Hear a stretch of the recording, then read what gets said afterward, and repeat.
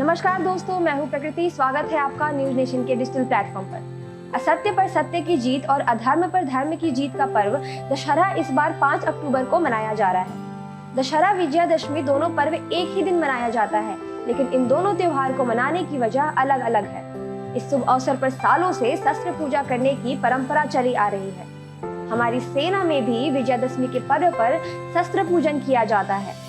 इस दिन क्षत्रिय शस्त्र और ब्राह्मण अपने शस्त्रों की पूजा करते हैं। आइए जानते हैं ऐसा क्यों होता है और इसका महत्व क्या है। दशहरा 2022 शस्त्र और शस्त्रों की पूजा।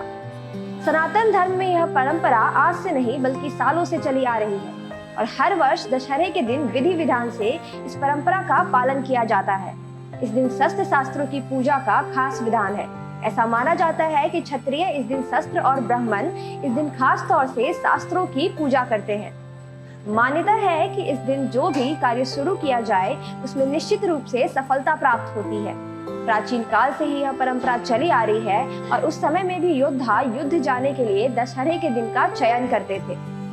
दशहरा 2022 शस्त्र पूजा विधि क्या है। विजयादशमी के दिन शास्त्रों की पूजा पूरे विधि विधान से की जाती है। मंगलवार 4 अक्टूबर 2022 को दोपहर 2 बजे से दोपहर 2:50 तक शस्त्र पूजन 2022 का विजय मुहूर्त बन रहा है। ऐसे में सबसे पहले सभी शस्त्रों को एक साफ सुथरी जगह पर रखा जाता है। सबसे पहले शास्त्रों पर गंगा जल छिड़क कर उन्हें पवित्र कर लिया जाता है। इसके बाद सभी हथियारों पर हल्दी व कुमकुम लगाया जाता है। फिर शास्त्रों पर फूल अर्पित किया जाता है।